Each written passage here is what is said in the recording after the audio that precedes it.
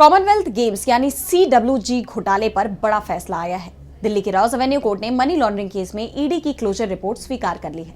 यानी 15 साल बाद भी कोई ठोस सबूत नहीं मिला और केस बंद। सीबीआई ने इस खेल के आयोजन में भ्रष्टाचार और गलत तरीके से ठेके के आवंटन के आरोप में केस दर्ज किया था, जिसमें CWG ऑर्गेनाइजिंग कमेटी के चीफ सुरेश कलमाड़ी समेत कई लोगों के खिलाफ मामला दर्ज किया गया था।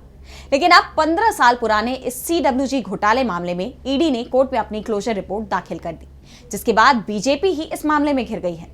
तो क्या कुछ हुआ कोर्ट में सुनवाई के दौरान और क्या है कोर्ट का फैसला, जानने के लिए देखिए ये रिपोर्ट। 2010 में भारत ने कॉमनवेल्थ गेम्स यानी CWG का आयोजन किया था। एक तरफ ये खेल आयोजित करने का गौरव था, तो दूसरी तरफ कथित CWG घोटाला। और अब ईडी ने दिल्ली की रॉस एवेन्यू कोर्ट में इस मामले की क्लोजर रिपोर्ट दाखिल कर दी है, जिसे कोर्ट ने मंजूरी देते हुए इस केस को बंद कर दिया। कोर्ट ने फैसला सुनाते हुए कहा कि ईडी ने सीबीआई के भ्रष्टाचार वाले केस के आधार पर मनी लॉन्ड्रिंग की जांच शुरू की थी, लेकिन सीबीआई तो पहले ही सभी आरोपियों को बरी कर चुकी है और अब ईडी की जांच में भी अपराध का कोई सबूत नहीं मिला। इसलिए इस मामले को और आगे बढ़ाने का कोई भी कारण नहीं है। इसके साथ ही कोर्ट ने पूर्व कॉमनवेल्थ गेम्स आयोजन समिति के प्रमुख सुरेश कलमाड़ी, महासचिव ललित भनोत और अन्य आरोपियों के खिलाफ दायर की गई मनी लॉन्ड्रिंग की इस जांच को खत्म कर दिया।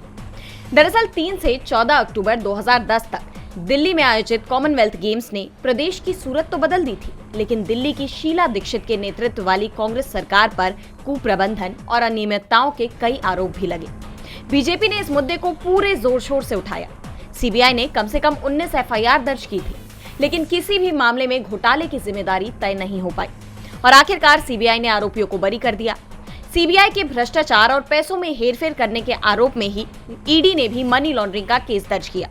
लेकिन लगभग 1.5 दशक बाद अब इस मामले में कोर्ट का फैसला आ गया है और ईडी भी किसी पर भी आरोप सिद्ध नहीं कर पाई, जिसके बाद अब कांग्रेस बीजेपी पर हमलावर है।